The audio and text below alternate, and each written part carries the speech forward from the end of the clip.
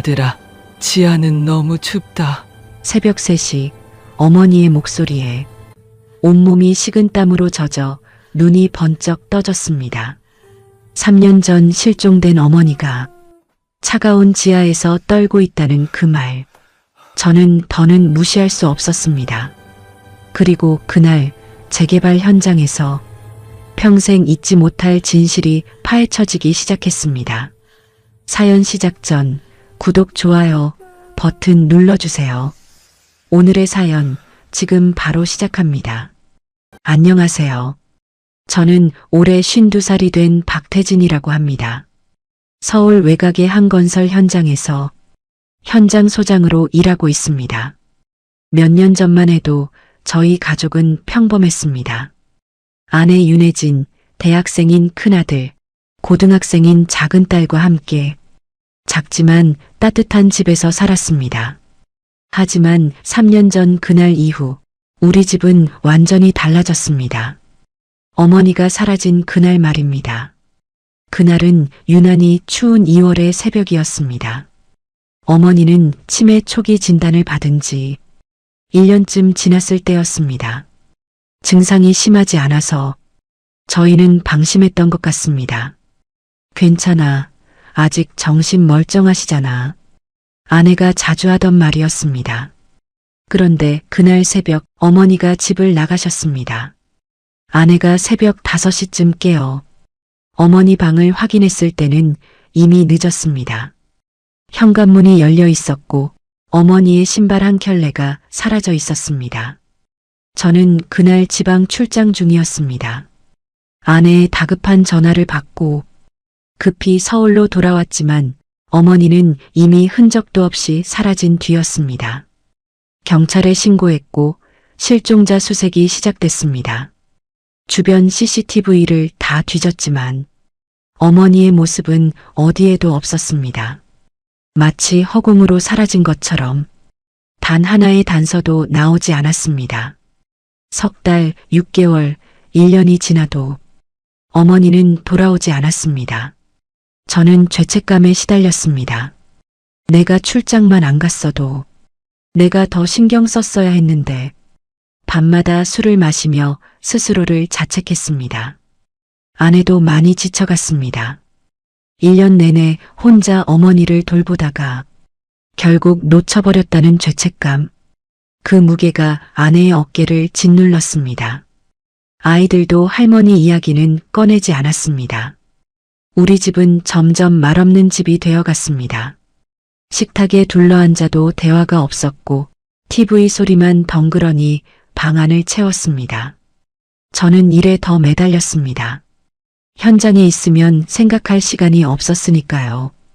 아내는 점점 말수가 줄어들었고 밤이면 창밖만 멍하니 바라보곤 했습니다. 그렇게 3년이 흘렀습니다. 저희는 조금씩 일상을 되찾는 듯 했습니다. 더 이상 어머니 이야기를 하지 않았고 각자의 방식으로 슬픔을 묻어두었습니다. 하지만 그건 착각이었습니다. 진짜 슬픔은 묻히지 않았습니다. 그저 깊은 곳에서 썩어가고 있었을 뿐입니다. 그리고 한 달 전부터 이상한 꿈이 시작됐습니다. 어머니가 제 꿈에 나타나셨습니다. 아들아, 여기 너무 춥다.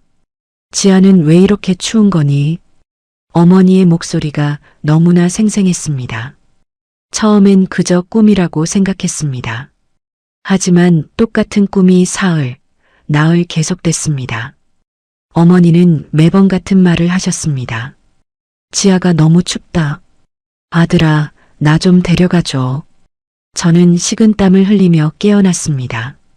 가슴이 답답하고 숨이 막혔습니다. 왜 지하라는 단어가 자꾸 나올까? 어머니는 왜 추위를 말씀하실까? 이상한 예감이 가슴을 짓눌렀습니다. 그리고 바로 그 무렵 제가 맡은 현장에 새 프로젝트가 들어왔습니다. 서울 외곽의 낡은 상가 건물 철거 작업. 3년간 방치된 재개발 구역이었습니다. 프로젝트 서류를 받아들고 주소를 확인하는 순간 저는 온몸에 소름이 돋았습니다. 그곳은 어머니가 실종되던 날 주변 CCTV가 끊긴 바로 그 구역이었습니다. 설마. 저는 손이 떨렸습니다. 하지만 이성은 우연이라고 속삭였습니다. 그냥 꿈이야. 우연의 일치일 뿐이야. 그렇게 스스로를 다독이며 저는 현장으로 향했습니다. 하지만 가슴 한쪽에서는 차가운 두려움이 꿈틀거리고 있었습니다. 어머니의 목소리가 귓가에 맴돌았습니다. 지하는 너무 춥다. 그리고 그날 오후 철거 작업이 시작됐습니다. 철거 현장은 을씨년스러웠습니다. 3년간 방치된 건물은 외벽이 금이 가고 페인트가 벗겨져 있었습니다. 1층에는 빈 상가들이 줄지어 있었고 깨진 유리창 사이로 찬바람이 불어왔습니다. 소장님, 지하부터 시작할까요? 현장 팀장이 물었습니다. 저는 무의식 중에 고개를 저었습니다. 아니, 1층부터 먼저 해. 지하는 나중에 하자고. 팀장이 고개를 갸웃했지만 더 묻지 않았습니다. 저 자신도 왜 그런 말을 했는지 몰랐습니다. 그저 지하라는 단어만 들어도 가슴이 철렁 내려앉는 기분이었습니다. 작업은 순조롭게 진행됐습니다. 1층 내벽을 허물고 천장의 성면을 제거하고 배관을 뜯어냈습니다. 하지만 저는 내내 불안했습니다. 현장을 돌아다니면서도 자꾸만 지하 입구 쪽을 바라보게 됐습니다. 녹슨 철문 하나가 지하로 통하는 계단을 가리고 있었습니다. 왜 저 문이 저렇게 신경 쓰일까? 저는 고개를 저으며 시선을 돌렸습니다. 그날 밤 또 같은 꿈을 꿨습니다. 어머니가 어둠 속에 웅크리고 계셨습니다. 차가운 콘크리트 바닥에 앉아 두 손으로 몸을 감싸고 계셨습니다. 아들아, 여긴 너무 어둡다. 왜 아무도 나를 찾지 않니? 어머니의 목소리가 떨리고 있었습니다. 저는 달려가려 했지만 발이 떨어지지 않았습니다. 어머니. 제 목소리는 공간 속으로 흩어졌습니다. 그리고 그 순간 어머니 뒤로 낡은 계단이 보였습니다. 지하로 내려가는 계단. 바로 그 현장의 계단과 똑같은 모양이었습니다. 저는 비명을 지르며 깨어났습니다. 온몸이 땀으로 흠뻑 젖어 있었습니다. 시계를 보니 새벽 3시였습니다. 옆에서 아내가 놀라 깨어났습니다. 여보, 무슨 일이야? 아내의 얼굴은 창백했습니다. 꿈을 꿨어. 어머니 꿈. 또? 아내의 목소리가 미세하게 떨렸습니다. 응. 지하에 계셨어. 너무 추워하시면서. 순간 아내의 얼굴이 더 하얗게 질렸습니다. 그냥 꿈이야. 신경 쓰지 마. 아내는 서둘러 말하고는 돌아 누웠습니다. 하지만 저는 아내의 등이 미세하게 떨리는 걸 느낄 수 있었습니다. 그날 이후로 저는 결심했습니다. 지하를 직접 확인해야겠다고. 더 이상 이 불안을 참을 수 없었습니다. 사흘 뒤 1층 작업이 마무리됐습니다. 소장님, 이제 지하 들어가도 될까요? 팀장이 물었습니다. 저는 천천히 고개를 끄덕였습니다. 그래. 조심해서 들어가. 지하는 구조가 복잡할 수 있으니 안전 장비 철저히 착용하고. 팀원들이 헬멧을 쓰고 랜턴을 들었습니다. 저도 그들을 따라 지하 입구로 향했습니다. 녹슨 철문을 여는 순간 곰팡이 냄새와 습한 공기가 확 밀려왔습니다. 계단은 가파르고 좁았습니다.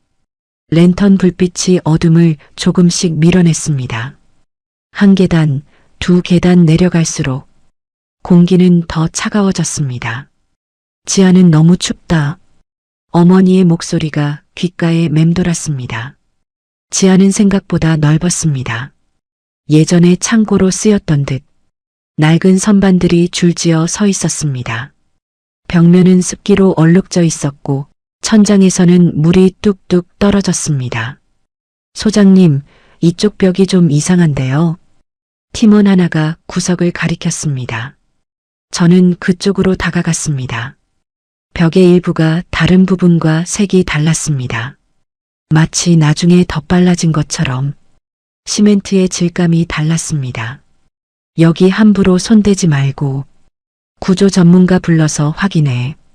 제 목소리가 떨리는 게 느껴졌습니다. 팀원들이 일단 후퇴했고 저는 그 벽 앞에 홀로 남았습니다. 랜턴 불빛을 벽에 비추자 미세한 금이 보였습니다. 저는 손을 뻗어 벽을 만졌습니다. 차갑고 축축한 시멘트 표면. 그 순간 온몸에 전율이 흘렀습니다. 설마. 머릿속이 하얗게 비었습니다. 소장님, 위에서 연락 왔습니다. 팀장의 외침에 정신을 차렸습니다. 저는 다시 한번 벽을 바라보고는 천천히 계단을 올라갔습니다. 하지만 가슴속 불안은 점점 더 커져만 갔습니다. 그날 밤 아내와 마주 앉았습니다. 혜진아, 너 혹시... 저는 말을 잇지 못했습니다. 아내가 고개를 들었습니다. 눈가에 다크서클이 짙게 깔려 있었습니다. 혹시 뭐? 아니, 아무것도 아니야. 저는 차마 물을 수 없었습니다. 혹시 내가 뭔가 알고 있는 거 아니야? 그 질문이 목구멍까지 올라왔지만 삼켜버렸습니다. 아내는 아무 말 없이 자리에서 일어났습니다. 그날 밤 저는 잠을 이룰 수 없었습니다. 창밖을 바라보며 생각했습니다. 내일 벽을 뚫어보면 뭐가 나올까? 아무것도 없을까?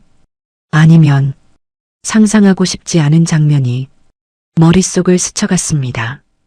새벽녘 핸드폰이 울렸습니다. 현장 팀장이었습니다. 소장님, 지금 당장 와보셔야 할 것 같습니다. 벽 안쪽에서 뭔가 나왔습니다. 전화기를 쥔 손이 덜덜 떨렸습니다. 저는 옷도 제대로 입지 못한 채 현장으로 달려갔습니다.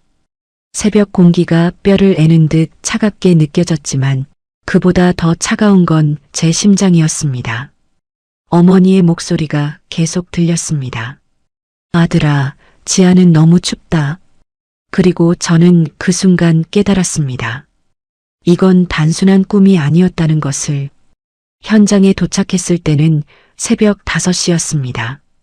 아직 해가 뜨지 않아 주변은 어두웠고 현장 조명만이 건물을 밝히고 있었습니다. 팀원들이 지하 입구 앞에 모여 있었습니다. 모두 굳은 표정으로 말이 없었습니다. 무슨 일이야? 제 목소리가 떨렸습니다. 팀장이 어두운 표정으로 다가왔습니다. 소장님, 일단 직접 보시는 게 나을 것 같습니다. 경찰은 이미 연락했습니다. 경찰. 그 단어를 듣는 순간 다리에 힘이 풀렸습니다. 저는 비틀거리며 지하로 내려갔습니다. 계단을 내려갈 때마다 심장이 미친 듯이 뛰었습니다. 지하에는 이미 조명이 설치돼 있었습니다. 그리고 문제의 벽의 일부가 조심스럽게 뚫려 있었습니다. 구멍 안쪽으로 뭔가가 보였습니다. 낡은 천조각, 그리고 하얀색의 뼈. 저는 그 자리에 주저앉았습니다. 안 돼. 입 밖으로 나오는 신음소리. 팀장이 제 어깨를 붙들었습니다. 소장님, 진정하세요. 아직 신원이 확인된 건 아닙니다. 하지만 저는 알 수 있었습니다. 벽 안쪽에 보이는 낡은 카디건. 어머니가 즐겨 입으시던 그 카디건이었습니다. 연한 베이지색에 작은 꽃무늬가 있는, 제가 어머니 70번째 생신 때 선물한 그 옷. 어머니, 목이 메어 더 이상 말이 나오지 않았습니다. 눈물이 주르르 흘러내렸습니다. 3년을 기다렸습니다. 혹시 어디선가 기억을 잃고 계시는 건 아닐까? 혹시 누군가 돌봐주고 있는 건 아닐까? 그런 희망을 붙잡고 살아왔습니다. 하지만 어머니는 여기 계셨습니다. 이 차갑고 어두운 지하에 3년 내내 홀로. 얼마 후 경찰이 도착했습니다. 감식반이 투입됐고 현장은 통제됐습니다. 저는 지상으로 올라와 경찰의 질문을 받았습니다. 고인과의 관계가 어떻게 되시죠? 어머니입니다.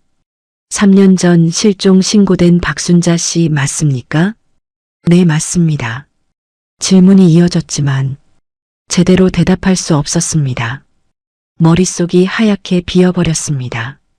가족분들께 연락하셔야 할 것 같은데요. 경찰관의 말에 저는 핸드폰을 꺼냈습니다. 떨리는 손으로 아내에게 전화를 걸었습니다. 한 번, 두 번, 세 번. 아내는 전화를 받지 않았습니다. 이상하다. 평소라면 새벽이어도 바로 받는데 불안한 마음에 집으로 전화했습니다. 큰아들이 받았습니다. 아빠, 준호야, 엄마 어디 계시니? 엄마, 아까 새벽에 어디 나가셨는데 갑자기 전화 받더니 황급히 나가셨어. 식은땀이 등줄기를 타고 흘렀습니다. 언제? 한 30분 전쯤? 제가 현장에 도착하기 직전. 팀장이 전화했을 때쯤. 설마. 끔찍한 생각이 스쳤습니다. 준호야, 엄마 연락 오면 바로 전화하라고 해. 전화를 끊고 주변을 둘러봤습니다. 어둠 속에서 한 대의 차가 보였습니다. 멀리 떨어진 골목에 세워진 차. 우리 집 차였습니다. 저는 그쪽으로 달려갔습니다. 차 안에 아내가 앉아 있었습니다. 핸들을 붙잡은 채 고개를 숙이고 저는 차 문을 두드렸습니다. 혜진아, 문 열어. 아내가 고개를 들었습니다. 눈이 퉁퉁 부어 있었습니다. 마치 한참을 운 것처럼 문이 열렸고 저는 조수석에 올라탔습니다. 왜 여기 온 거야? 제 목소리가 떨렸습니다. 아내는 대답하지 않았습니다. 그저 핸들만 꽉 움켜쥐고 있었습니다. 혜진아, 대답 좀 해봐. 너 뭔가 알고 있는 거 아니야? 침묵. 길고 무거운 침묵이 흘렀습니다. 그리고 아내가 입을 열었습니다. 미안해. 그 한마디에 제 심장이 멎는 것 같았습니다. 뭐가 미안한데? 전부 다 미안해. 아내의 목소리가 떨렸습니다. 나 때문에. 그 순간 모든 퍼즐이 맞춰지기 시작했습니다. 3년 전 그날 새벽, 어머니가 사라진 그날, CCTV에 어머니는 나오지 않았지만 아내의 차량은 찍혔습니다. 새벽 4시, 이 재개발 구역을 드나드는 차. 설마. 제 입술이 파르르 떨렸습니다. 설마 내가. 아내가 고개를 끄덕였습니다. 눈물이 주르르 흘러내렸습니다. 사고였어, 정말 사고였어. 아내의 고백이 시작됐습니다. 그날 새벽 어머니가 갑자기 집을 나가셨다고. 아내가 황급히 뒤따라갔다고. 어머니는 치매 증상으로 헤매고 계셨고 아내는 어머니를 차에 태웠다고. 집으로 모시려고 했어. 근데 어머님이 갑자기 차문을 열려고 하셔서 내가 붙잡으려다가 아내의 목소리가 끊겼습니다. 계단에서 굴러 떨어지셨어. 이 건물 지하 계단에서. 제 머릿속이 새하얗게 변했습니다. 그래서 벽 속에. 정신이 없었어. 너무 무서웠어. 어떻게 해야 할지 몰라서. 그냥. 저는 아무 말도 할 수 없었습니다. 3년 동안 저와 함께 어머니를 찾던 아내. 경찰서에 같이 가고 전단지를 함께 돌리던 아내. 매일 밤 저를 위로하던 아내. 그 모든 게 거짓이었습니다. 왜 말 안 했어? 제 목소리가 갈라졌습니다. 무서웠어. 당신이 날 떠날까봐. 아이들이 엄마를 미워할까봐. 그래서 아내가 오열했습니다. 저는 차에서 내렸습니다. 더 이상 그 자리에 있을 수 없었습니다. 새벽 공기가 뼈를 애는 듯 차가웠습니다. 하지만 제 가슴은 그보다 더 차가웠습니다. 어머니는 이 차가운 곳에 3년 동안 계셨습니다. 홀로, 어둠 속에서. 그리고 저는 아무것도 몰랐습니다. 경찰서는 차갑고 밝았습니다. 형광등 불빛이 눈을 찔렀고 소독약 냄새가 코를 자극했습니다. 아내는 조사실로 들어갔고 저는 복도 의자에 앉아 기다렸습니다. 시계 초침 소리만이 고요를 깼습니다. 똑똑똑. 그 소리가 제 심장을 두드리는 것 같았습니다. 핸드폰이 울렸습니다. 큰아들 준호였습니다. 아빠, 무슨 일이야? 경찰이 집에 왔어. 엄마가 어디 있어? 도대체 무슨 일이야? 저는 입을 열 수 없었습니다. 어떻게 말해야 할까요? 할머니를 찾았다고.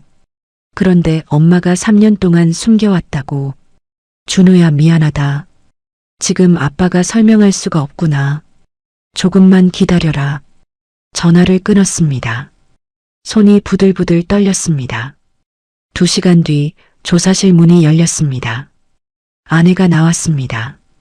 얼굴은 더 창백해져 있었고 눈은 충혈돼 있었습니다. 형사가 저를 불렀습니다. 박태진 씨, 잠시 얘기 좀 하시죠. 조사실에 들어가자 형사가 물었습니다. 부인 진술 들으셨죠? 네. 부인은 과실치사를 인정했습니다. 다만 시신 은닉과 증거인멸은 별도의 중범죄입니다. 제 머리가 지끈거렸습니다. 형사님, 제 아내는 고의가 아니었습니다. 사고였고 공황 상태였습니다. 알고 있습니다. 하지만 법은 그렇지 않습니다. 형사의 목소리는 냉정했습니다. 3년 동안 은닉했다는 것은 충분한 인지 능력이 있었다는 뜻입니다. 저는 할 말을 잃었습니다. 아내가 구속됐습니다. 법원에서 구속영장이 발부됐고 아내는 유치장으로 보내졌습니다. 마지막으로 아내를 봤을 때 아내는 제 손을 꽉 잡았습니다. 여보, 미안해, 정말 미안해. 아이들한테 잘 말해줘. 저는 고개를 끄덕일 수밖에 없었습니다. 하지만 마음속으로는 분노가 끓어올랐습니다. 왜 진작 말하지 않았어? 왜 나까지 속였어? 3년 동안 나는 뭐였어? 집으로 돌아가는 길은 멀게만 느껴졌습니다. 현관문을 열자 아이들이 거실에 앉아 있었습니다. 큰아들 준호, 작은딸 지원. 둘 다 울음을 터뜨린 얼굴이었습니다. 아빠, 지원이 떨리는 목소리로 불렀습니다. 할머니 돌아가셨어? 저는 천천히 고개를 끄덕였습니다. 그래, 할머니 찾았다. 엄마가 정말 그런 거야? 준호의 목소리에 분노가 섞여 있었습니다. 저는 소파에 주저앉았습니다. 사고였다. 엄마도 힘들었을 거야. 힘들었다고? 3년 동안 우릴 속인 게? 준호가 소리쳤습니다.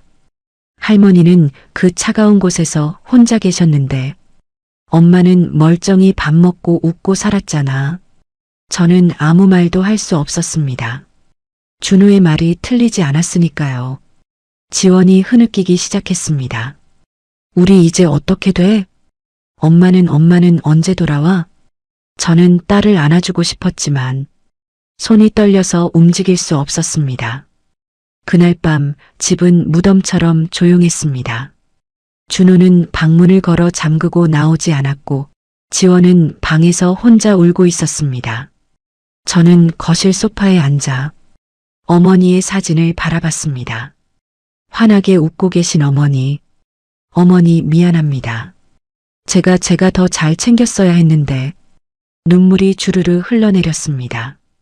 며칠 뒤 어머니의 장례식이 치러졌습니다.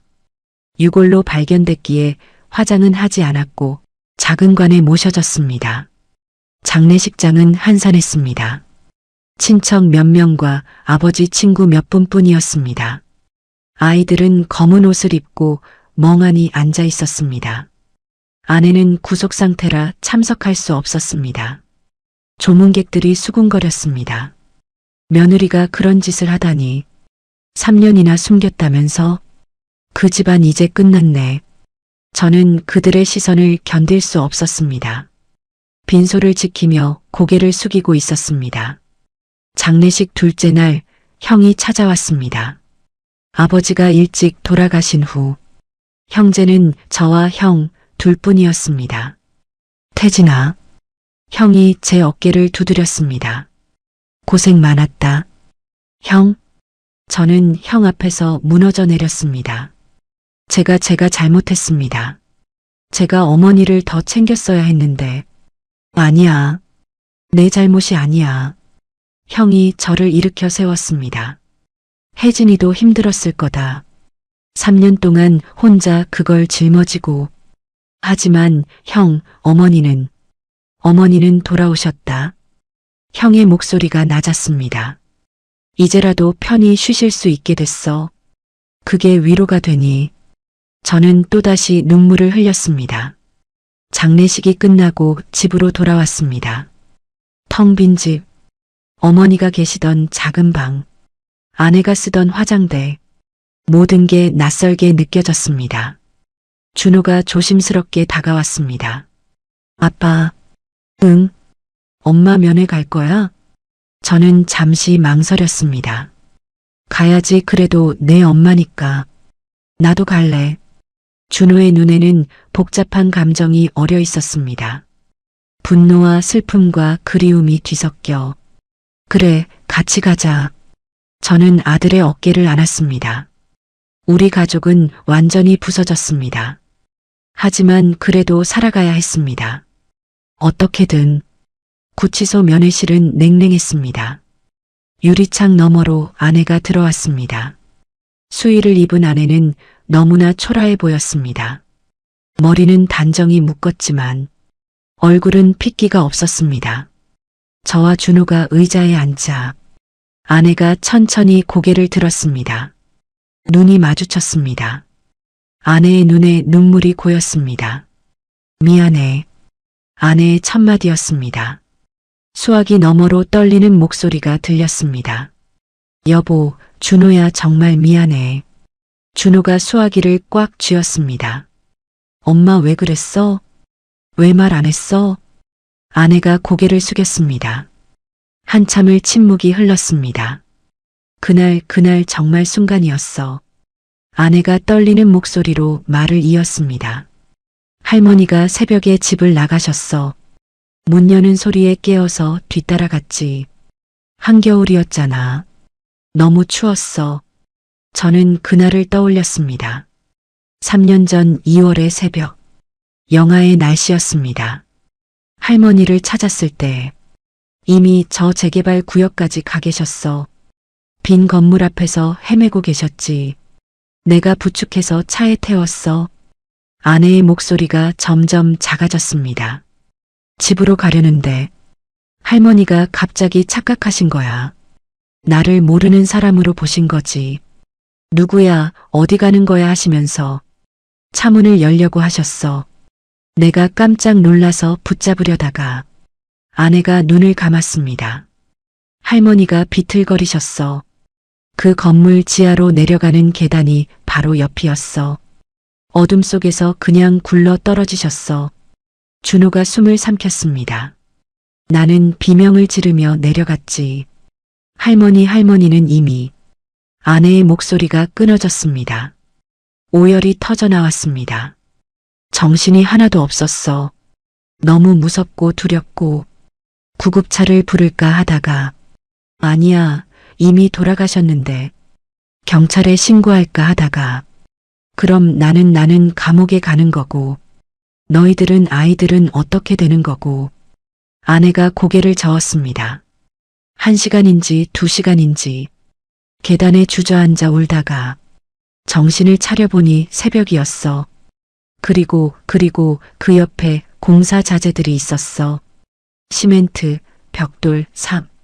나는 말을 잇지 못했습니다. 저는 주먹을 불끈 쥐었습니다. 그래서 벽을 쌓은 거구나.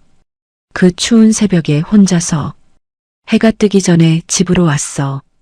손은 피투성이었고 온몸이 떨렸지. 샤워를 하고 옷을 갈아입고 그리고 여보한테 전화했어. 할머니가 안 보여요 하고. 저는 그날을 기억했습니다. 지방 출장지에서 받은 아내의 전화. 다급한 목소리. 하지만 그건 거짓이었구나. 왜 그때 말 안 했어. 제 목소리가 갈라졌습니다. 그때라도 말했으면, 사고라고 했으면, 무서웠어. 아내가 고개를 들었습니다. 당신이 날 떠날까봐, 아이들이 엄마를 미워할까봐, 가족이 무너질까봐, 그래서 3년을 거짓말한 거야? 준호가 소리쳤습니다. 우리 매일 할머니 찾았잖아. 전단지 돌리고 CCTV 찾고, 엄마는 그걸 보면서 뭘 생각한 거야? 아내가 흐느꼈습니다. 미안해, 정말 미안해. 매일매일 죽고 싶었어. 할머니 얼굴이 보여서 잠도 못 잤어. 밥을 먹어도 체했고, 거울을 보면 괴물이 보였어. 아내의 눈빛이 텅 비어 있었습니다. 3년 동안 지옥이었어. 하지만 말할 수 없었어. 말하면 모든 게 끝나니까. 너희 아빠도 너희들도 다 잃는 거니까. 저는 고개를 떨구었습니다. 분노와 연민이 뒤섞였습니다. 아내를 미워해야 할까요? 아니면 이해해야 할까요? 엄마. 준호의 목소리가 떨렸습니다. 엄마가 한 짓은 용서 못해. 할머니한테도, 아빠한테도, 우리한테도. 하지만 준호가 눈물을 훔쳤습니다. 그래도 엄마니까. 미워도 엄마니까.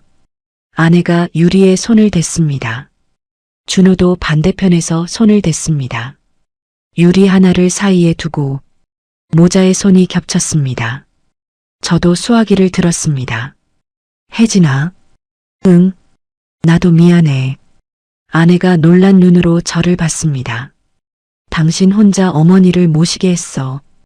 일만 핑계대고 도망쳤지. 당신이 얼마나 힘들었을지 생각하지 못했어. 제 목소리도 떨렸습니다. 만약 내가 더 신경 썼다면, 만약 내가 어머니를 더 챙겼다면 이런 일은 없었을 거야. 아내가 고개를 저었습니다. 아니야, 당신 잘못 아니야. 내가 나약했던 거야. 둘 다 울었습니다. 유리창 너머로 면회 시간이 끝났습니다. 교도관이 아내를 데려가려 했습니다. 아내가 마지막으로 말했습니다. 여보, 준호야, 지원이. 엄마가 큰 죄를 지었어. 벌을 받아야 해. 하지만 엄마는 너희를 사랑해. 그것만은 믿어줘. 아내가 사라졌습니다. 저와 준호는 한동안 그 자리에 앉아 있었습니다. 밖으로 나오자 차가운 바람이 불었습니다. 준호가 물었습니다. 아빠, 엄마 용서할 수 있어? 저는 잠시 망설였습니다. 모르겠다. 하지만 미워만 할 수는 없더라. 엄마도 피해자였을 테니까. 준호가 고개를 끄덕였습니다. 나도 시간이 필요해. 하지만 엄마 버리지는 않을게. 저는 아들의 어깨를 안았습니다. 우리 가족은 깊은 상처를 입었습니다. 하지만 완전히 부서지지는 않았습니다. 아직 희망이 남아 있었습니다. 재판이 시작됐습니다. 법정은 엄숙하고 차가웠습니다. 방청석에 앉아 아내를 바라봤습니다. 수의를 입고 수갑을 찬 아내. 고개를 숙인 채 떨고 있었습니다. 판사가 입장하고 재판이 시작됐습니다. 피고인 윤혜진은 과실치사 및 사체은닉, 증거인멸 혐의로 기소됐습니다. 검사가 일어섰습니다. 피고인은 3년 전 시모를 사망케 한 후 시신을 은닉하고 유족들을 기만했습니다. 이는 명백한 중범죄입니다. 검사의 목소리는 단호했습니다. 피고인은 3년 동안 충분한 시간이 있었습니다. 자수할 기회가 여러 번 있었음에도 끝까지 진실을 숨겼습니다. 이는 우발적 범죄가 아닌 계획적인 은폐 행위입니다. 제 가슴이 답답했습니다. 틀린 말은 아니었으니까요. 변호사가 일어섰습니다. 피고인은 오랜 기간 혼자 치매 환자를 돌보며 극심한 스트레스에 시달렸습니다. 사고 당시 공황 상태였고 이성적 판단이 불가능했습니다. 피고인 역시 피해자입니다. 검사가 반박했습니다. 공황 상태는 사고 직후에만 해당합니다. 3년 동안의 은폐는 정상적 판단하에 이루어진 범죄입니다. 피고인은 매일 유족들을 속였습니다. 말들이 오갔습니다. 저는 그저 앉아서 듣고만 있었습니다. 증인 신문이 시작됐습니다. 현장 팀장이 증언했습니다. 벽 안에서 유골이 발견됐을 때 박태진 소장님은 충격을 받으신 것 같았습니다. 전혀 모르고 계신 것 같았어요. 다음으로 정신과 의사가 나왔습니다. 피고인은 극심한 우울증과 외상 후 스트레스 장애를 앓고 있었습니다. 3년 동안 약물 치료를 받은 기록이 있습니다. 저는 그것도 몰랐습니다. 아내가 혼자 정신과를 다녔다는 것을 얼마나 힘들었을까요?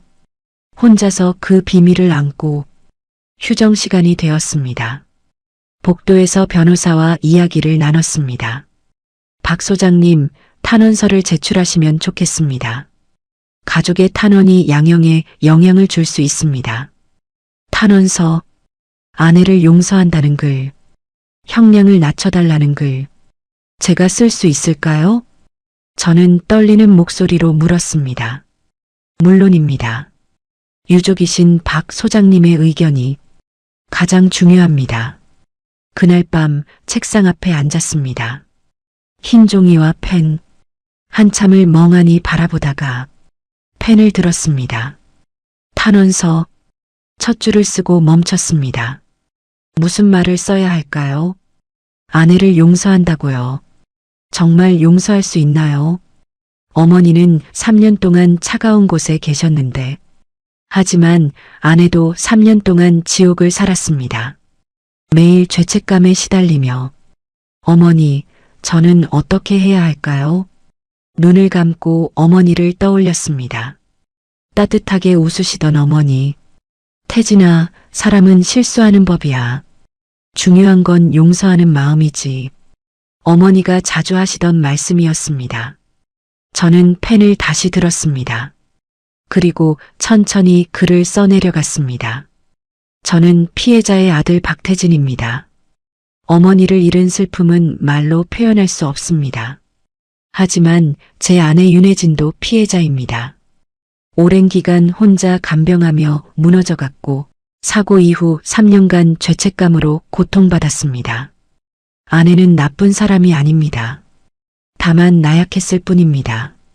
저도 책임이 있습니다. 아내에게만 어머니를 맡기고 외면했던 제 잘못입니다. 재판장님께 부탁드립니다.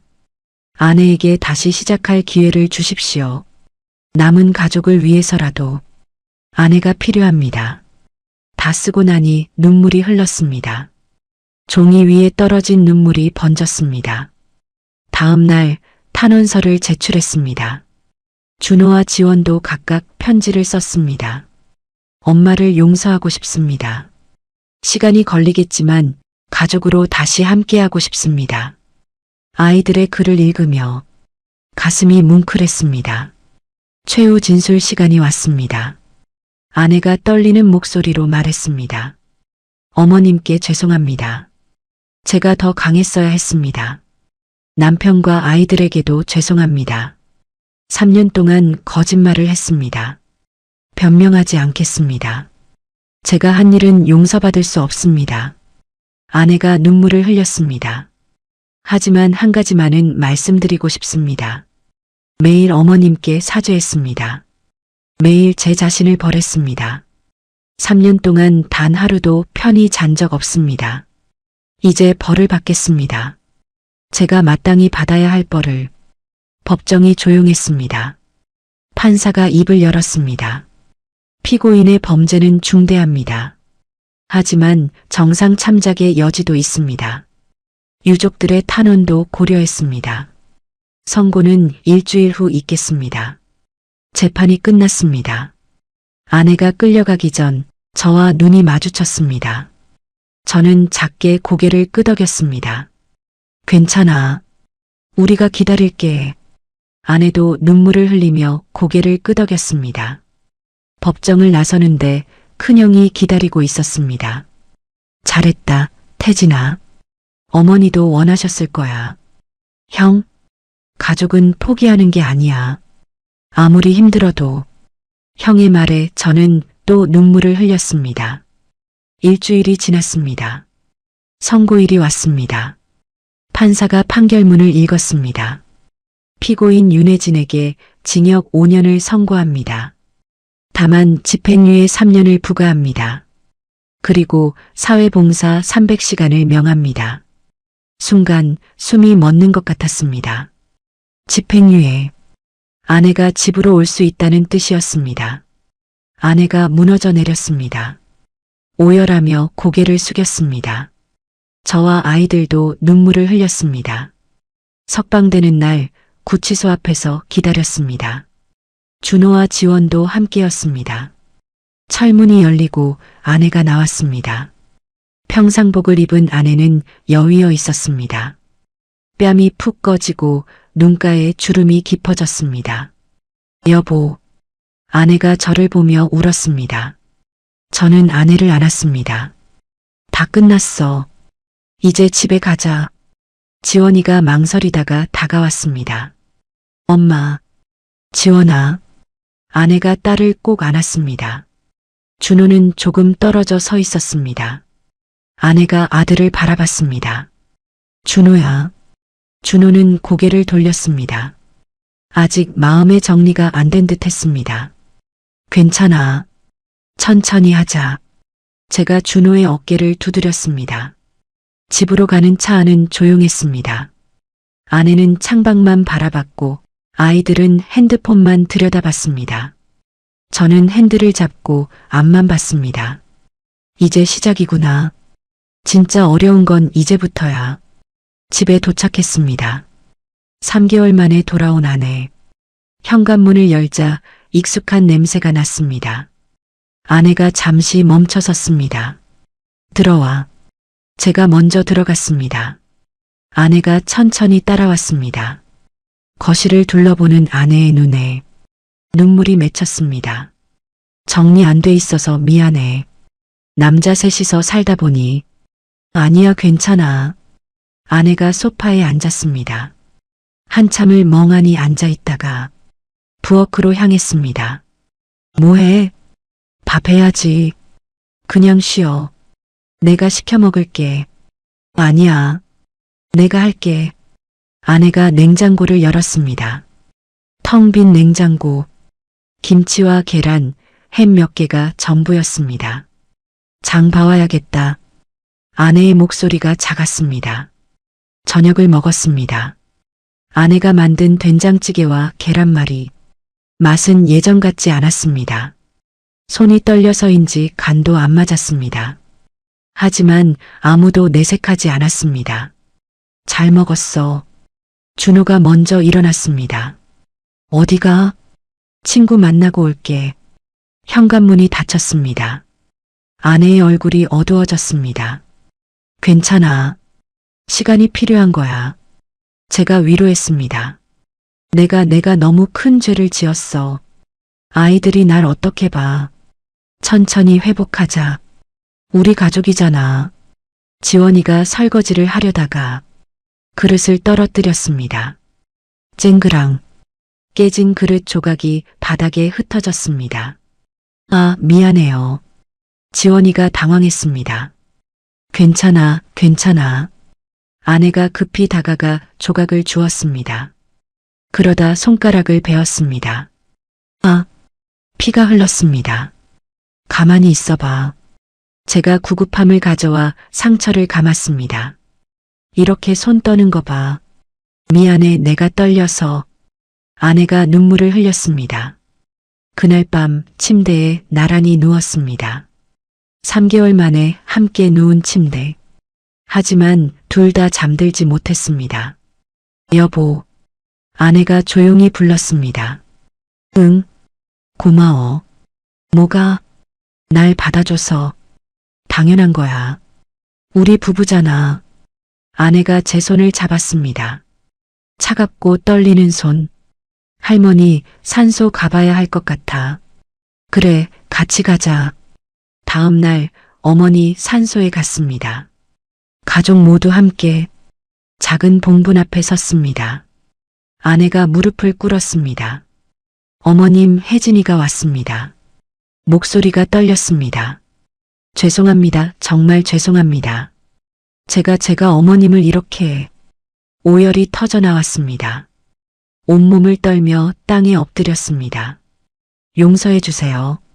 제발 용서해 주세요. 저는 아내를 일으켜 세우지 못했습니다. 그저 옆에서 지켜볼 뿐이었습니다. 한참을 울던 아내가 천천히 일어났습니다. 얼굴이 흙투성이었습니다. 앞으로 매주 올게요. 어머님 좋아하시던 음식 해서 올게요. 평생 속죄하며 살게요. 그날 이후 아내는 정말 매주 산소를 찾았습니다. 비가 오나 눈이 오나 음식을 해서 올리고 묘비를 닦고 잡초를 뽑았습니다. 저도 가끔 따라갔습니다. 아내가 묘비를 쓰다듬으며 혼잣말하는 걸 봤습니다. 어머님, 오늘 준호가 밥 2그릇 먹었어요. 지원이는 시험 잘 봤대요. 여보는 요즘 일이 많아서 힘들어 보여요. 마치 살아계신 것처럼 말씀드렸습니다. 그리고 항상 마지막에는 죄송합니다라고 덧붙였습니다. 사회봉사도 시작됐습니다. 요양원에서 노인들을 돌보는 일, 아내는 성실히 봉사를 했습니다. 어느 날 봉사활동을 마치고 돌아온 아내가 조용히 말했습니다. 오늘 치매 할머니 한 분을 봤어. 응, 꼭 어머님 같았어. 자꾸 집에 가고 싶다고 하시더라. 아내의 눈에 눈물이 고였습니다. 그 모습 보니까 어머님 생각이 나서 잘하고 있어. 제가 아내의 손을 잡았습니다. 내가 지금 하는 일이 속죄야. 평생 이렇게 살면 돼. 준호의 태도도 조금씩 변했습니다. 처음엔 말도 안 하더니 한 달쯤 지나자 밥상에 같이 앉았습니다. 2달쯤 지나자 엄마 이거 좀이라고 말을 걸기 시작했습니다. 아내는 그럴 때마다 눈물을 글썽였습니다. 어느 날 저녁 준호가 말했습니다. 엄마, 나 다음 주에 면접이야. 정말? 어디? 아내가 반색했습니다. 건축회사. 작은 데긴 한데. 잘 됐다. 엄마가 응원할게. 고마워, 엄마. 그 한마디에 아내가 울음을 터뜨렸습니다. 괜찮아요, 엄마. 울지 마세요. 준호가 당황하며 말했습니다. 미안해, 고마워서. 나도 미안해, 엄마. 준호가 어머니를 안았습니다. 그동안 너무 차갑게 대해서. 아니야, 당연한 거야. 모자가 한참을 안고 울었습니다. 저와 지원이도 함께 안았습니다. 오랜만에 느껴보는 가족의 온기. 우리는 천천히, 아주 천천히 회복되고 있었습니다. 1년이 흘렀습니다. 계절이 4번 바뀌는 동안 우리 가족도 조금씩 변했습니다. 아내는 여전히 매주 산소를 찾았고 요양원 봉사도 계속했습니다. 봉사 시간은 이미 300시간을 넘었지만 아내는 그만두지 않았습니다. 이제 의무는 끝났는데? 제가 물었습니다. 계속할 거야. 왜? 여기가 내 자리 같아서. 아내의 얼굴에는 평화가 깃들어 있었습니다. 예전에 그 불안한 눈빛은 사라졌습니다. 어느 날 요양원에서 전화가 왔습니다. 윤혜진 씨 남편분이시죠? 네, 그런데요. 부인께서 한 어르신과 특별한 인연을 맺으셨어요. 치매를 앓고 계신 김순덕 할머니인데요. 부인을 딸처럼 따르십니다. 저는 아내와 함께 요양원을 찾았습니다. 김순덕 할머니는 80을 넘기신 분이었습니다. 혜진아, 왔니? 할머니가 아내를 보고 환하게 웃었습니다. 네, 할머니. 오늘은 남편도 데려왔어요. 어머, 사위로구나. 잘생겼네. 할머니가 제 손을 잡았습니다. 우리 혜진이 잘 부탁해요. 네, 할머니. 할머니 방에는 아내가 그린 그림들이 있었습니다. 꽃그림, 풍경화. 혜진이가 그려준 거야. 예쁘지? 할머니가 자랑스럽게 말했습니다. 돌아오는 길에 아내가 말했습니다. 할머니 보면 어머님이 보여. 만약 어머님이 다른 곳에서 누군가의 보살핌을 받으셨다면 이렇게 행복하셨을까? 아내의 눈에 눈물이 고였습니다. 그런 생각하면 미칠 것 같아. 어머님은 차갑고 어두운 곳에. 혜진아. 저는 차를 세웠습니다. 어머니는 이미 편히 쉬고 계셔. 그리고 너를 용서하셨을 거야. 내가 지금 하는 일들을 보면서 아내가 고개를 끄덕였습니다. 그의 어머니 기일이 돌아왔습니다. 사고가 난 지 꼭 4년. 온 가족이 산소에 모였습니다. 큰형 내외도 왔고 조카들도 함께였습니다. 제사를 지내고 절을 올렸습니다. 아내가 가장 오래 절을 했습니다. 일어나. 형님이 아내를 일으켜 세웠습니다. 형님, 이제 됐어. 충분히 속죄했어. 형님이 아내의 어깨를 두드렸습니다. 어머니도 이제는 편히 쉬고 싶으실 거야. 매주 와서 우는 내 모습보다 행복한 내 모습을 보고 싶으실 거야. 아내가 울먹였습니다. 형님 감사합니다. 가족이야. 당연한 거지. 제사가 끝나고 다 같이 식사를 했습니다. 오랜만에 웃음소리가 들렸습니다. 조카들이 장난치고 준호가 동생들과 이야기하고 지원이가 밥을 퍼주었습니다. 평범한 가족의 모습, 오래전 잃어버렸던 그 모습이었습니다. 저녁에 집으로 돌아와 거실에 둘러앉았습니다. 아빠, 엄마. 준호가 입을 열었습니다. 다음 달에 입사해. 정말? 아내가 반색했습니다. 응. 건축회사 최종 합격했어. 잘했다, 아들. 제가 준호의 어깨를 두드렸습니다. 그리고 준호가 머뭇거렸습니다. 사귀는 사람 있어. 어머. 지원이가 놀랐습니다. 언제부터?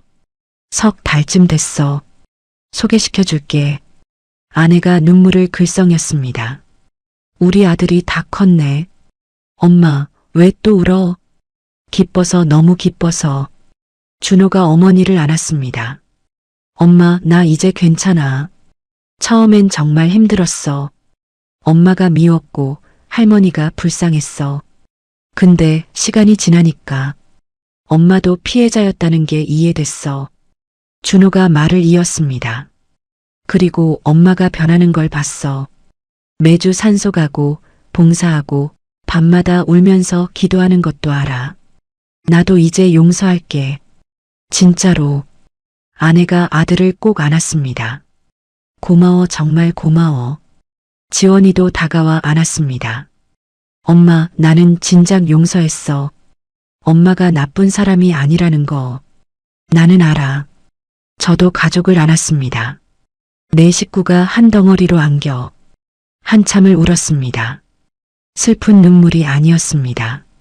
치유의 눈물이었습니다. 며칠 후 아내가 제안했습니다. 여보, 우리 가족 사진 찍을까? 갑자기, 응, 새로 시작하는 거야. 좋은 생각이야. 사진관을 예약했습니다. 오랜만에 온 가족이 정장을 입었습니다. 자, 웃으세요.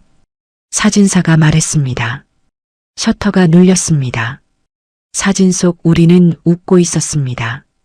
진심으로 그 사진을 거실에 걸었습니다. 예쁘다. 아내가 사진을 바라보며 미소 지었습니다. 정말 새로 시작하는 것 같아. 그래, 새로 시작하는 거야. 저는 아내의 손을 잡았습니다. 힘든 일도 있겠지만 이제 함께 이겨내자. 응, 같이. 그날 밤 꿈을 꿨습니다. 오랜만에 어머니가 나타나셨습니다. 하지만 이번엔 차가운 지하가 아니었습니다. 따뜻한 햇살 아래 꽃밭이었습니다. 어머니는 환하게 웃고 계셨습니다. 엄마, 제가 달려갔습니다. 태진아. 어머니가 제 손을 잡았습니다. 행복하게 살아라. 혜진이도 용서해줘. 그 아이도 많이 힘들었어. 네, 어머니. 준호, 지원이도 잘 키워라. 네, 걱정 마세요. 어머니가 뒤를 돌아 걷기 시작했습니다. 어머니, 어디 가세요? 엄마는 이제 가야 해. 편히 쉬어야지. 너희들은 잘 살아라. 어머니의 모습이 점점 흐려졌습니다. 어머니, 사랑한다, 아들아. 그리고 사라졌습니다. 저는 눈물을 흘리며 깨어났습니다. 하지만 슬픈 눈물이 아니었습니다. 어머니가 보내주신 거구나. 이제 정말 놓아드려야 할 때구나. 옆에서 아내가 자고 있었습니다. 평화로운 얼굴로 예전처럼 악몽에 시달리지 않는 얼굴. 저는 아내의 손을 꼭 잡았습니다. 우리 이제 행복하자. 어머니도 그걸 바라실 거야. 창밖으로 아침 햇살이 비쳤습니다. 새로운 하루가 시작되고 있었습니다. 3년이 더 흘렀습니다. 어머니가 돌아가신 지 7년째 되는 해였습니다. 많은 것이 변했습니다. 준호는 결혼을 했습니다. 착하고 밝은 며느리 수진이가 우리 가족이 됐습니다. 어머님, 아버님 잘 부탁드려요. 수진이가 인사했을 때 아내는 눈물을 글썽였습니다. 우리 며느리 고마워. 우리 준호 잘 부탁해. 결혼식 날 준호가 아내에게 말했습니다. 엄마, 오늘 행복해? 당연하지. 너무 행복해. 나도. 엄마가 옆에 있어서 고마워, 아들. 준호가 어머니를 안았습니다. 그 모습을 보며 저는 알았습니다. 우리 가족이 정말 회복됐다는 것을. 지원이는 대학에 입학했습니다.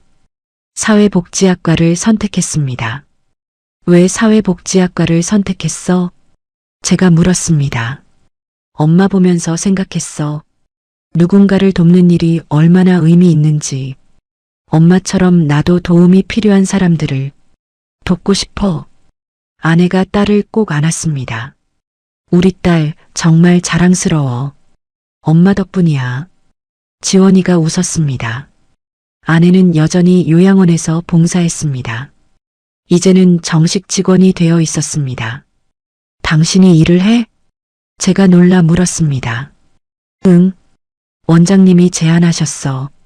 내가 얼마나 헌신적인지 아신대. 월급은 적지만 나는 행복해. 아내의 얼굴은 밝았습니다. 예전의 어두운 그림자는 완전히 사라졌습니다. 김순덕 할머니는 여전히 요양원에 계셨습니다. 치매가 많이 진행됐지만 아내만은 알아보셨습니다. 혜진아, 우리 딸. 네, 할머니. 제가 왔어요. 보고 싶었어. 어디 갔었니? 어제 봤잖아요, 할머니. 아내가 웃으며 말했습니다. 그랬나 시간이 자꾸 헷갈려. 할머니가 아내의 손을 잡았습니다. 혜진아, 너는 참 착한 아이야. 고마워요, 할머니. 할머니 딸은 어디 갔을까? 분명 할머니를 보고 싶어 할 거예요. 그럴까? 할머니가 슬픈 표정을 지었습니다. 딸이 1년째 안 와. 아내가 할머니를 안았습니다. 제가 있잖아요. 내가 할머니 딸이에요. 그래, 내가 내 딸이지. 할머니가 아내의 등을 토닥였습니다. 요양원을 나오며 아내가 말했습니다. 할머니 친딸분은 해외에 계셔. 연락도 안 되신대. 할머니가 너무 외로워하셔. 당신이 있잖아. 응, 내가 할머니 곁을 지킬게. 어느 날 할머니가 위독하다는 연락이 왔습니다. 아내와 함께 급히 병원으로 갔습니다. 할머니는 산소호흡기를 끼고 계셨습니다. 할머니. 아내가 할머니의 손을 잡았습니다. 할머니가 천천히 눈을 떴습니다. 혜진아. 네, 할머니. 고마웠어. 나를 돌봐줘서. 할머니, 힘내세요. 나는 행복했어. 너 같은 딸을 만나서. 할머니의 눈에서 눈물이 흘렀습니다. 혜진아, 너도 행복해야 해. 과거에 매여 살지 말고 행복하게 살아. 네, 할머니. 아내가 울먹였습니다. 고맙다, 내 딸. 할머니가 마지막으로 웃었습니다. 그리고 조용히 눈을 감았습니다. 모니터에서 긴 소리가 울렸습니다. 할머니, 아내가 할머니를 안았습니다. 장례식에는 친딸이 왔습니다. 급히 귀국한 모습이었습니다. 어머니, 딸이 관 앞에서 무릎을 꿇었습니다. 아내가 다가갔습니다.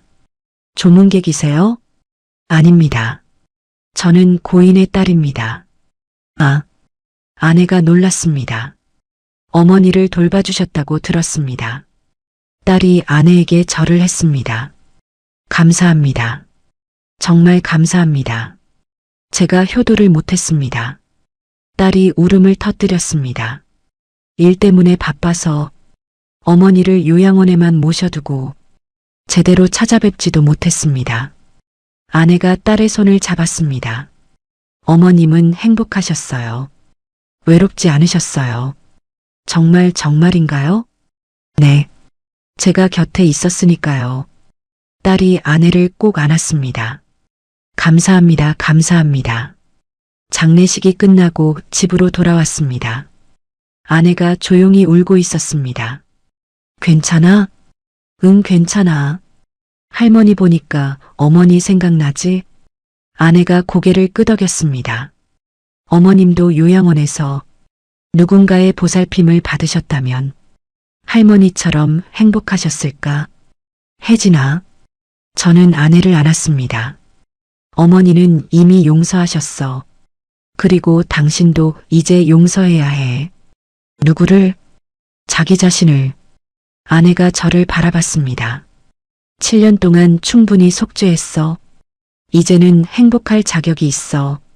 나 행복해도 될까? 당연하지. 어머니도 그걸 바라셔. 아내가 제 품에 안겼습니다. 여보, 고마워. 평생 내 곁에 있어줘서. 나도 고마워. 함께 이겨내줘서. 그날 밤 우리는 오래된 앨범을 꺼냈습니다. 어머니가 살아계실 때 사진들. 환하게 웃고 계신 어머니. 손자들을 안고 계신 어머니. 생신 케이크 앞에서 행복해 하시는 어머니. 어머님, 정말 좋으신 분이셨어. 아내가 사진을 쓰다듬었습니다. 제가 더 잘했어야 했는데. 당신도 최선을 다했어. 어머니도 아셨을 거야. 준호와 지원이도 함께 앨범을 봤습니다. 할머니 진짜 예쁘게 웃으시네. 지원이가 말했습니다. 응. 할머니는 항상 웃으셨어. 준호가 추억했습니다. 우리한테 사탕도 많이 사주셨지. 맞아. 맨날 주머니에 사탕 가득 넣고 다니셨어. 아이들이 웃었습니다. 그 웃음소리를 들으며 저는 생각했습니다. 어머니, 우리 이제 괜찮습니다. 많이 아팠지만 이겨냈습니다. 어머니도 이제 편히 쉬세요. 창밖으로 달이 밝았습니다. 부드러운 달빛이 거실을 비쳤습니다. 마치 어머니가 우리를 지켜보시는 것 같았습니다. 따뜻하고 포근하게 10년이 흘렀습니다. 어머니가 돌아가신 지 13년째 되는 해였습니다. 봄이었습니다. 벚꽃이 흩날리는 4월의 어느 날, 저는 손자를 안고 산소에 올랐습니다. 준호와 수진이의 아들, 3살 된 민준이었습니다. 할아버지, 여기가 어디예요? 증조할머니 계신 곳이야. 증조할머니? 응. 할아버지 엄마야. 민준이가 고개를 갸웃했습니다. 아내가 꽃을 놓으며 말했습니다. 어머님, 혜진이가 또 왔어요. 증손자 민준이도 데려왔어요. 인사해, 민준아. 안녕하세요. 민준이가 큰 소리로 인사했습니다. 아내가 웃으며 아이를 안았습니다. 어머님, 우리 이렇게 잘 살고 있어요. 준호는 이제 과장이 됐고요. 지원이는 사회복지사 시험 합격했어요.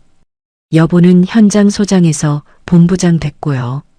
아내의 목소리는 밝았습니다.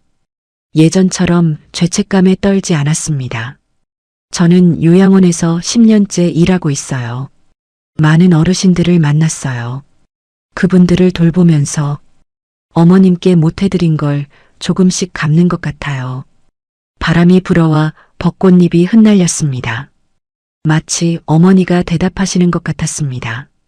잘했다, 혜진아. 산소를 내려오는 길에 아내가 말했습니다. 여보, 나 이제 평화로워. 응. 얼굴 보니까 알아. 13년이 걸렸네. 그래도 이겨냈잖아. 당신 덕분이야. 아내가 제 손을 꼭 잡았습니다. 당신이 포기하지 않아줘서 우리 가족이니까. 집으로 돌아오니 온 가족이 모여 있었습니다.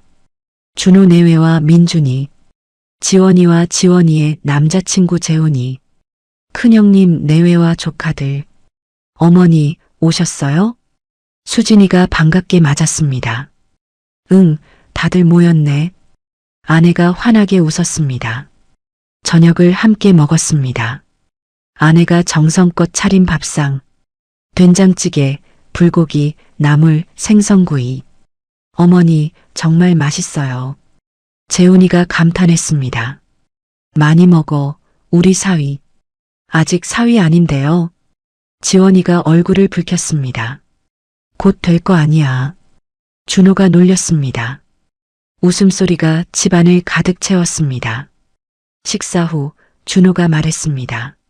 아버지, 어머니. 응? 저희 둘째 가질 것 같아요. 정말? 아내가 깜짝 놀랐습니다. 네. 수진이가 임신 확인했어요. 어머. 아내가 며느리를 안았습니다. 축하해, 수진아. 감사합니다, 어머니. 우리 민준이 동생 생기는구나. 제가 손자를 안아 올렸습니다. 할아버지, 동생이 뭐예요? 내 동생이야. 같이 놀 친구. 와, 민준이가 좋아했습니다. 지원이도 발표했습니다. 저도 내년에 결혼할 것 같아요. 재훈 오빠랑. 우리 딸도. 아내가 딸을 안았습니다. 엄마, 축하해 줄 거죠? 당연하지. 너무 기뻐. 행복한 소식들이 이어졌습니다. 오랜만에 느껴보는 완전한 행복.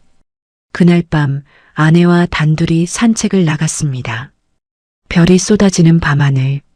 13년 전에는 상상도 못했어. 아내가 말했습니다. 이렇게 행복한 날이 올 거라는 걸. 나도. 그때는 세상이 끝난 줄 알았어. 맞아. 나도 그랬어. 아내가 하늘을 올려다봤습니다. 어머님, 보고 계시죠? 우리 이렇게 잘 살고 있어요. 당신 걱정 안 하셔도 돼요. 저도 하늘을 봤습니다. 유난히 밝게 빛나는 별 하나가 보였습니다. 어머니시겠지. 우리를 지켜보시는 거겠지. 여보. 응? 고마워. 나 포기하지 않아줘서. 나도 고마워. 버텨줘서. 앞으로도 잘하자. 응, 행복하게 살자. 우리는 손을 꼭 잡고 걸었습니다. 오랜 터널을 지나 마침내 빛을 찾은 사람들처럼. 며칠 후 어머니 산소에 혼자 갔습니다. 묘비를 닦으며 혼잣말을 했습니다. 어머니, 저 이제 괜찮습니다. 혜진이도 괜찮고요. 아이들도 다 잘 크고 있어요. 손자도 생기고 곧 둘째도 태어나요. 어머니가 보셨으면 얼마나 좋았을까요? 바람이 불었습니다. 따뜻한 봄바람. 그동안 힘들었죠? 저도 힘들었어요. 혜진이는 더 힘들었을 거고요. 하지만 이제 다 끝났어요. 우리 모두 용서하고 용서받았어요. 눈물이 흘렀습니다. 슬픈 눈물이 아니었습니다. 감사의 눈물이었습니다. 어머니 사랑합니다. 하늘에서 편히 쉬세요. 저희는 이제 행복하게 살게요. 그게 어머니가 바라시는 거잖아요. 묘비에 이마를 대고 한참을 있었습니다. 그리고 일어섰습니다. 뒤돌아보지 않고 산을 내려왔습니다. 이제 정말 놓아드릴 때였습니다. 과거에 묶여 살 게 아니라 현재를 살아갈 때였습니다. 집으로 돌아오는 길, 핸드폰이 울렸습니다. 아내였습니다. 여보, 어디야? 어머니 산소 다녀오는 길. 그래, 저녁 뭐 먹을래? 당신이 해주는 거 다 좋아. 그럼 어머님 좋아하시던 된장찌개 끓일게. 좋아. 전화를 끊고 웃었습니다. 우리는 이제 어머니를 추억할 수 있었습니다.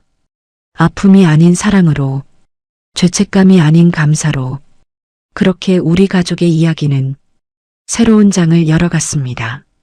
아픔을 딛고, 용서를 배우고, 사랑을 지켜내며, 마이너스 해시태그 마무리. 여기까지가 저희 가족의 이야기였습니다. 13년이라는 긴 시간 동안 우리는 절망의 터널을 지나왔습니다. 하지만 포기하지 않았습니다. 서로를 원망하고 미워할 수도 있었지만 결국 용서를 선택했습니다. 쉬운 길은 아니었습니다. 수없이 넘어지고 다시 일어서기를 반복했습니다. 하지만 가족이었기에 가능했습니다. 사랑했기에 버틸 수 있었습니다. 어머니는 이제 하늘에서 편히 쉬고 계십니다.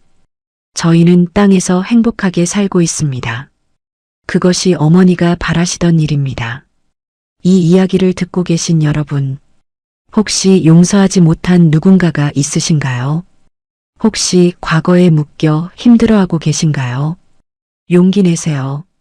용서는 상대를 위한 게 아닙니다. 나 자신을 위한 것입니다. 과거를 놓아주고 현재를 사는 것, 그것이 진정한 치유입니다. 긴 이야기 들어주셔서 감사합니다. 좋아요 버튼으로 마음을 표현해 주세요. 그리고 구독과 알림 설정까지 해주시면 앞으로도 더 감동적이고 재미있는 이야기로 찾아뵙겠습니다. 감사합니다.